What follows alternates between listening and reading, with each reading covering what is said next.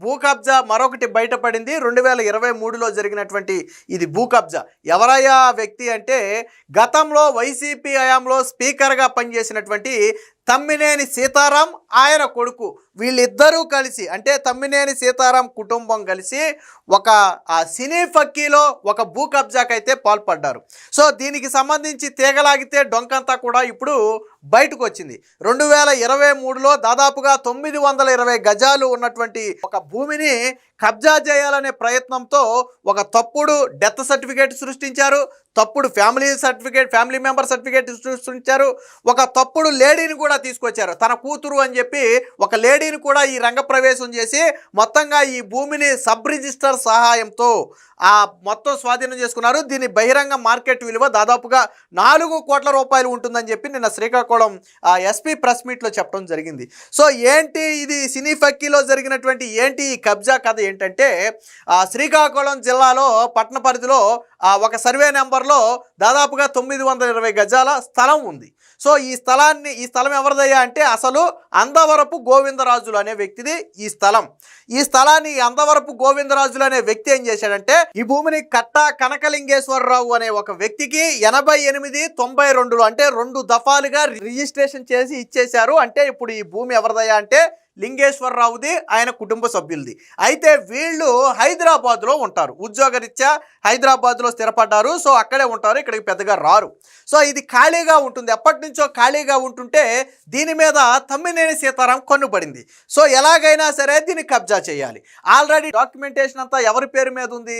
లింగేశ్వరరావు పేరు మీద ఉంది. కాబట్టి దాన్ని మనం కబ్జా చేయాలంటే ఏం చేయాలని ఆలోచిస్తే, ఈ లింక్ డాక్యుమెంటేషన్ అనేది అమ్మినటువంటి అందవరపు గోవిందరాజుల పేరు మీదే ఉందని తెలుసుకుని అక్కడి నుంచి లింక్ కట్ చేసి అందవరపు గోవిందరాజుల దగ్గర నుంచి వీళ్ళ దగ్గరకు వచ్చేటట్టు ప్లాన్ చేసుకున్నారు.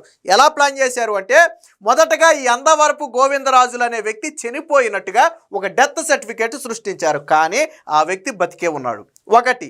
రెండోది, ఆ వ్యక్తికి ఒకే ఒక కూతురు ఉన్నట్టుగాను, ఆ కూతురు పేరు రజని అని చెప్పి ఒక ఫ్యామిలీ మెంబర్ సర్టిఫికేట్ కూడా సృష్టించారు. కానీ గోవిందరాజులు బతికే ఉన్నాడు ఒకటి, ఆయనకి 2 కొడుకులు, ఒక కుమార్తె, మొత్తం 3 చిల్డ్రన్స్ ఉన్నారు గోవిందరాజులకి. కానీ వీళ్ళేం చేశారు, ఈ రజని, అడబాల రజని అనే ఒక మహిళను తీసుకొచ్చి ఆయన కూతురుగా చెప్పారు. అసలు ఈ అడబాల రజని అనే మహిళ ఇక్కడ మన రాష్ట్రానికి చెందింది కాదు, పక్క రాష్ట్రంలో ఉండేటువంటి మహిళ. సో వాళ్ళకి చెందినటువంటి రిలేటివ్స్ ఇక్కడ ఉండటంతో రజని అని సృష్టించడానికి అడబాల అలాగే అందవరపు 2 ఏతోనే స్టార్ట్ అవుతాయి. కాబట్టి వీళ్ళని సబ్ రిజిస్టర్ని మాయ చేయటం కోసం తీసుకొచ్చినటువంటి మహిళే ఈ రజని. ఈ రజని అనే మహిళను తీసుకొచ్చి సబ్ రిజిస్టర్ ఆఫీస్కి వెళ్ళి ఏం చేశారు, సో గోవిందరాజులు అనే వ్యక్తి చనిపోతే ఆటోమేటిక్గా ఏకైక కూతురు అంటే ఆస్తి ఎవరికి చెందుద్ది? ఆటోమేటిక్గా ఏకైక వారసురాలకే చెందుద్ది కదా. సో రజనీకే చెందాలి అని చెప్పి రజనీ పేరు మీద నుంచి ఎవరి పేరు మీద రిజిస్ట్రేషన్ చేశారో తెలుసా? రజనీ ద్వారా మన తమ్మినేని సీతారాం తనయుడైనటువంటి చిరంజీవి నాగు పేరు మీద రిజిస్ట్రేషన్ చేశారు. దీనికి సాక్షి సంతకాలు ఎవరితో పెట్టించారో తెలుసా? తమ్మినేని సీతారాం డిగ్రీ కాలేజీలో పనిచేసే 4 లెక్చరర్ల చేత పెట్టించారు.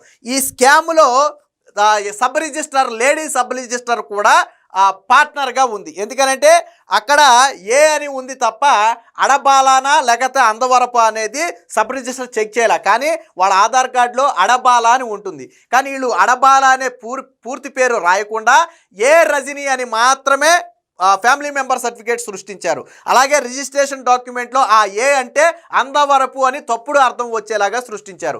అయితే ఇక్కడ 5 లక్షలకు మించి ఏదైనా రిజిస్ట్రేషన్ జరిగితే ఖచ్చితంగా పాన్ కార్డు తీసుకోవాలి. కానీ ఇక్కడ సబ్ రిజిస్టర్ ఏం చేసిందో తెలుసా? పాన్ కార్డు తీసుకోలేదు. అయితే ఇందులోనే ఇంకొక ఆప్షన్ కూడా ఉంది. ఎవరికైనా పాన్ కార్డు అనివార్య కారణాల వల్ల లేకపోతే ఫామ్ 16 ఏదో మొత్తానికి ఒకటి ఫిల్ చేసి సబ్ రిజిస్టర్కి ఇవ్వాలి. కానీ ఇక్కడ ఆ ఫామ్ మీద కూడా వీళ్ళు సంతకాలు పెట్టలేదు. అంటే పాన్ కార్డు ఇవ్వలేదు, పాన్ కార్డుకి ఆల్టర్నేటివ్గా ఉన్నటువంటి ఫామ్ కూడా వీళ్ళు ఫిల్ చేయలేదు. ఎందుకు ఫిల్ చేయలేదు అంటే, అడబాల అనేది ఆ పేరు మీద ఉంటుంది కాబట్టి పాన్ కార్డులో అడబాల అని ఉంటుంది. కానీ గోవిందరాజుల ఇంటి పేరు అందవరపు. సో అందవరపు గోవిందరాజులకి అందవరపు రజనీ అవ్వాలి, అడబాల రజనీ అవ్వదు.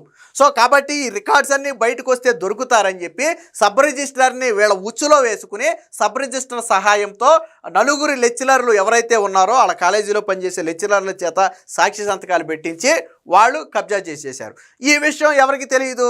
ఈ కొనుగోలు చేసినటువంటి లింగేశ్వరరావు కుటుంబానికి తెలియదు, కట్టా కనకలింగేశ్వరరావు కుటుంబానికి తెలియదు. వాస్తవానికి వీళ్ళు 88, 92లోనే కొన్నారు. వీళ్ళేమనుకుంటున్నారు, భూమి అక్కడే ఉంది కదా సరే అనుకుంటున్నారు. అయితే 2023లో ఇది జరిగితే తరువాత ఇప్పుడు 2026లో తాజాగా ఏం చేశారంటే ఈ భూమికి ప్రహారీ గోడ కట్టే ప్రయత్నం చేశారు. ఎవరు? తమ్మినేని సీతారాం మనుషులు. ఎందుకంటే ఆయన కొడుకు పేరు మీదే ఉంది కదా. తమ్మినేని సీతారాం దగ్గర అంటే తెలుగు సతీష్ కుమార్ అనే ఒక వ్యక్తి అసలు ఎంటైర్ ఈ ఎపిసోడ్లో తప్పుడు డాక్యుమెంట్ సృష్టించింది, ఈ ఫోర్జరీ సంతకాలు ఇవన్నీ చేయించింది ఎవరయ్యా అంటే ఈ తెలుగు సతీష్ కుమార్ అనే వ్యక్తి. సో ఈ తెలుగు సతీష్ కుమార్ ఏం చేశాడు అంటే తమ్మినేని సీతారాం చెప్పాడని చెప్పి ఈ ల్యాండ్కి ప్రహారీ గోడ కట్టే ప్రయత్నం చేశారు. వీళ్ళ ఉద్దేశం ఏంటి? మన పేరు మీద ఎలాగా రిజిస్ట్రేషన్ అయిపోయింది కదా, సో కోర్టులో వేసో అటు చేసో ఇటు చేసో దీన్ని లాగొచ్చు అనేది వీళ్ళ ఉద్దేశం. అయితే ఎప్పుడైతే ప్రహారీ గోడ కడుతున్నారని చెప్పి లింగేశ్వరరావు కుటుంబ సభ్యులకు తెలిసిందో వెంటనే ఆ లింగేశ్వరరావు కొడుకు ఏం చేశాడంటే అక్కడికి వెళ్ళి ఆపే ప్రయత్నం చేస్తే ఈ సతీష్ అనే వ్యక్తి ఇతని మీద దౌర్జన్యం చేసి ఇది వేళ భూమి, తమ్మినేని సీతారాం భూమి, నీ భూమి ఎందుకు అవుద్ది, సో ఆయన కట్టమన్నాడు ప్రహారీ కూడా, మేము కడుతున్నాం, నీకు దుక్కున్న చోట చెప్పుకో అన్నాడు.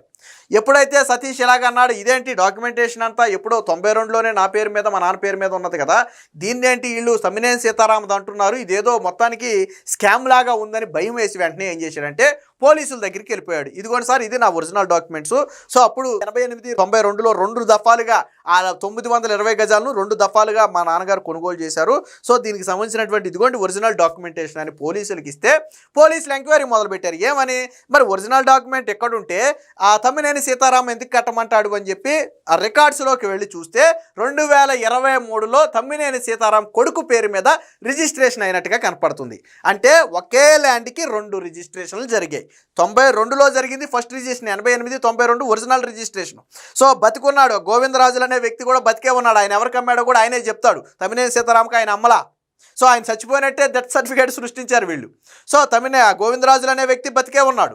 సో ఆ వ్యక్తి కూడా ఏం చెప్పాడు, నేను ఈ భూమిని లింగేశ్వరరావుకి అమ్మాను తప్ప తమ్మినేని సీతారాంకి అమ్మలేదు, సో తమ్మినేని సీతారాంకి నాకు సంబంధం లేదని చెప్పాడు. దాంతో అందులోనూ అప్పుడు వీళ్ళు కొంచెం డెప్త్కి వెళ్తే ఏమైంది, అసలు రిజిస్ట్రేషన్ ఎలా చేశారు, ఎవరు చేశారని కొద్దిగా వెనక్కి వెళ్తే ఏమైంది, ఆ రజనీ అనే పేరు బయటకు వచ్చింది.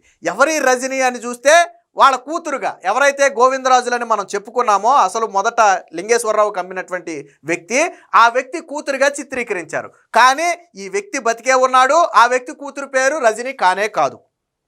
సో ఈ రజనీ వేరు, ఆడ కూతురు వేరు. సో ఇక్కడ అప్పుడు అర్థమైంది, ఓహో మొత్తానికి గోవిందరాజులను చంపేసి డెత్ సర్టిఫికేట్ తీసుకుని ఆడ కూతురు అని చెప్పి ఒక మహిళను, ఇతర రాష్ట్రం నుంచి ఒక మహిళను తీసుకొచ్చి రజనీ అని పేరు పెట్టి ఆ పేరు మీద నుంచి వీళ్ళు మార్చుకున్నారు అని ఈ ఎంటైర్ ఎపిసోడ్కి లింక్ అక్కడ దొరికింది. అయితే తమ్మినేని సీతారాం ఏం చేశాడు తెలుసా తెలివిగా, ఇది ఎప్పుడైతే ఇది బయటికి లాగుతున్నారని తెలిసిందో వెంటనే హైకోర్టుకి వెళ్ళిపోయి ఇది సివిల్ డిస్ప్యూట్, మేము కోర్టులో తేల్చుకుంటాము, పోలీసులు ఇన్వాల్వ్ అవ్వకుండా మీరు ఆదేశాలు ఇవ్వాలి అంటే కోర్టు ఏం చేసిందంటే సివిల్ డిస్ప్యూట్లో మీరు ఇన్వాల్వ్ అవ్వద్దు అని చెప్పి ఆదేశాలు ఇచ్చింది. అయితే ఇక్కడ పోలీసులు చాలా స్మార్ట్గా వ్యవహరించారు. ఏం చేశారు తెలుసా, సివిల్ డిస్ప్యూట్లోకి వాళ్ళు దేంట్లోకి వెళ్ళారు తెలుసా, ఇందులో క్రిమినల్ కాన్స్పిరెన్సీ ఉంది, అందులోకి వెళ్ళారు. ఏంటి క్రిమినల్ కాన్స్పిరెన్సీ అంటే తప్పుడు డెత్ సర్టిఫికేట్ సృష్టించారు. బతుకున్న వ్యక్తిని చచ్చిపోయినట్టుగా డెత్ సర్టిఫికేట్ సృష్టించారు, అది మొదటి క్రిమినల్ కాన్స్పిరెన్సీ. రెండోది ఫ్యామిలీ మెంబర్ సర్టిఫికేట్, తప్పుడు ఫ్యామిలీ మెంబర్ సర్టిఫికేట్ సృష్టించారు 2.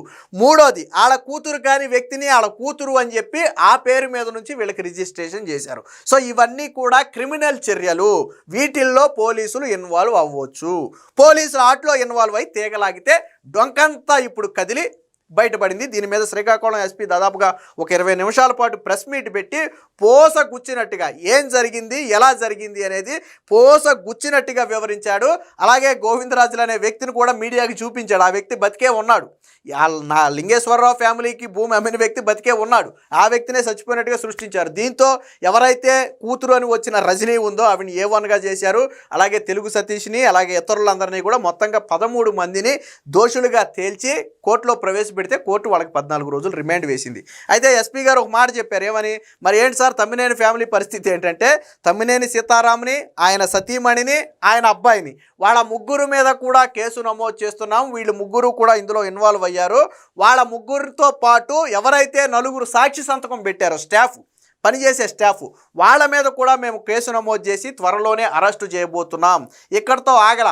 ఆ రోజు దొంగ రిజిస్ట్రేషన్కి సహకరించినటువంటి సబ్ రిజిస్ట్రార్ని కూడా అరెస్టు చేస్తాం. దానికి ప్రభుత్వానికి నివేదిక పంపాం. పైనుంచి అనుమతి వచ్చిన వెంటనే ఈ సబ్ రిజిస్ట్రార్ని కూడా మేము అదుపులోకి తీసుకుని అరెస్టు చేసి కేసు నమోదు చేస్తామని చెప్పి నేను ఎస్పీ గారు అయితే చెప్పారు. దీనికి సంబంధించినటువంటి వార్త ఒకటి వచ్చింది, ఒకసారి చూద్దాం. బతికుండగానే డెత్ సర్టిఫికేట్ సృష్టి, తమ్మినేని భూ కబ్జా, దొంగ పత్రాలతో భూమి స్వాహ, 2023 కుమారుడి పేరిట రిజిస్ట్రేషన్, సీతారాము భార్య కుమారుడిపై కేసు నమోదు, యజమాని ఉన్న ఫేక్ డెత్ సర్టిఫికేట్, తప్పుడు వారసత్వ పత్రాల సృష్టి, బాధితుడి ఫిర్యాదుతో 13 మందిపై కేసు, సహకరించిన సబ్ రిజిస్టర్ పై కూడా నమోదు, 8 మంది అరెస్టు, పరారీలో తమ్మినేని కుటుంబం, త్వరలో అరెస్టు చేస్తామని శ్రీకాకుళం ఎస్పీ వెల్లడి.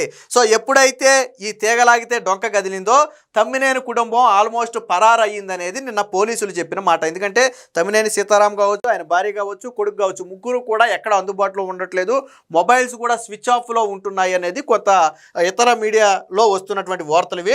గతంలో వైసీపీ పాలనలో ఆ పార్టీ నేతలు చేసిన అక్రమాలు బయట పడుతూనే ఉన్నాయి. స్పీకర్గా పనిచేసిన వైసీపీ నేత తమ్మినేని సీతారాం, ఆయన కుటుంబ సభ్యులు 4 కోట్ల రూపాయల విలువ చేసే భూమిని కబ్జా చేశారు. ఆ యజమాని బతికుండగానే చనిపోయినట్టుగా మరణ ధృవీకరణ పత్రాలు సృష్టించారు. నకిలీ వారసులను చూపి తప్పుడు పత్రాలతో తమ్మినేని కుమారుడి పేరుతో రిజిస్ట్రేషన్ చేయించుకున్నారు. ఈ వ్యవహారంలో రిజిస్టర్ వంత పాడారు.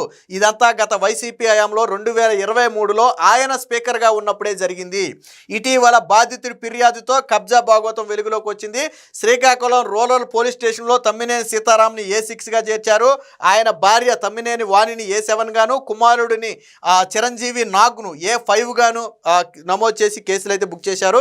ఆదివారం శ్రీకాకుళం జిల్లా పోలీసు కార్యాలయంలో మీడియా సమావేశంలో ఎస్పీ మహేశ్వర్ రెడ్డి దీనికి సంబంధించినటువంటి వివరాలన్నీ కూడా వెల్లడించారు. మొత్తంగా 13 మంది ప్రమేయం ఉన్నట్లుగా గుర్తించారు. ఇందులో 8 మందిని అరెస్టు చేసి న్యాయస్థానం ముందు హాజరుపరిస్తే వాళ్ళకి 14 రోజుల రిమాండ్ కూడా విధించారు. సో ఎలా జరిగింది అనేది ఒక కథలాగా కూడా చెప్పారు. చూడండి ఒకసారి. సో ఇక్కడ చూడండి, సర్వే ఇది ఎక్కడ, శ్రీకాకుళం రూరల్ పరిధిలోని చాపురం గ్రామ పంచాయతీ బలగా పరిధిలోని సర్వే నెంబర్ 35/13లో ప్లాట్ నెంబర్ 84, 85, 86. ఇది మొత్తంగా 900 గజాలు. ఇది ఎవరిదయ్యా అంటే అందవరపు గోవిందరాజులు అనే వ్యక్తి నుంచి కట్టా కనకలింగేశ్వరరావు అనే వ్యక్తి 88, 92 అంటే 2 దఫాలుగా ఆ 920 గజాలను కొనుగోలు చేశాడు. అయితే ఈ లింగేశ్వరరావు కుటుంబం హైదరాబాద్లో స్థిరపడింది. ఆ స్థలం చాలా కాలంగా ఖాళీగా ఉంటుంది.